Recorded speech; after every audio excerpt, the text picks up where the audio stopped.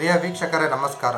ಬಾಲಾರಿಷ್ಟ ದೋಷವೆಂದರೆ 8 ವರ್ಷದ ಒಳಗಡೆ ಇರ್ತಕ್ಕಂಥ ಮಕ್ಕಳಿಗೆ ಸಂಭವಿಸಬಹುದಾದಂತಹ ಅಪಮೃತ್ಯು ಅಥವಾ ಮೃತ್ಯುಪೂರಕ ಗಂಡಾಂತರಗಳನ್ನು ನಾವು ಬಾಲಾರಿಷ್ಟ ದೋಷವೆಂದು ಕರೆಯುತ್ತೇವೆ. ಅಪಮೃತ್ಯು ಎಂದರೆ ಆಕ್ಸಿಡೆಂಟ್ ಆಗೋ ಅಥವಾ ಬೇರೇನೋ ಆಗೋ ಮಗು ಸಾವನ್ನಪ್ಪಬಹುದು.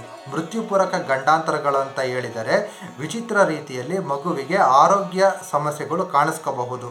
ಅದರಲ್ಲಿ ಅನಿಮಿಯಾ ಅಥವಾ ಲೋ ಬ್ಲಡ್ ಕಂಟೆಂಟು ಅಥವಾ ಸ್ಪೈನಲ್ ಕಾರ್ಡಲ್ಲಿ ಪ್ರಾಬ್ಲಮ್ಸ್ ಇರಬಹುದು. ಮತ್ತು ಶ್ವಾಸಕೋಶದಲ್ಲಿ ನೀರು ತುಂಬಿಕೊಂಡು ವಿಚಿತ್ರ ರೀತಿಯಲ್ಲಿ ಕೆಮ್ಮು ಬರಬಹುದು, ಹಾರ್ಟ್ನಲ್ಲಿ ಹೋಲಿರಬಹುದು, ಬುದ್ಧಿಮಾಂದ್ಯತೆ ಕಾಣಿಸ್ಕೋಬಹುದು, ಅಥವಾ ಪದೇ ಪದೇ ಜ್ವರ ಕಾಣಿಸ್ಕೊಂಡು ಉಸಿರಾಟದ ಸಮಸ್ಯೆ ಕಾಣಿಸ್ಕೋಬಹುದು. ಈ ರೀತಿ ಉಂಟಾಗ್ತಕ್ಕಂತಹ ಅಪಮೃತ್ಯು ಅಥವಾ ಮೃತ್ಯುಪೂರಕ ಗಂಡಾಂತರಗಳನ್ನು ನಾವು ಬಾಲಾರಿಷ್ಟ ದೋಷವೆಂದು ಕರೆಯುತ್ತೇವೆ. ಬಾಲಾರಿಷ್ಟ ದೋಷವು ಮಗುವಿನ ಜಾತಕದಲ್ಲಿ ಕೆಲವೊಂದು ಕೆಟ್ಟ ಗ್ರಹ ಸ್ಥಿತಿಗಳಿದ್ದರೆ ಬರುತ್ತದೆ, ಅಥವಾ ಮಗು ಹುಟ್ಟುವ ಸಂದರ್ಭದಲ್ಲಿ ತಂದೆ ತಾಯಿಗಳಿಗೆ ಕೆಟ್ಟ ದಶಾಭುಕ್ತಿಗಳು ನಡೆಯುತ್ತಿದ್ದರೆ ಹುಡ್ತಕ್ಕಂಥ ಮಕ್ಕಳಿಗೆ ಬಾಲಾರಿಷ್ಟ ದೋಷ ಬರ್ತದೆ.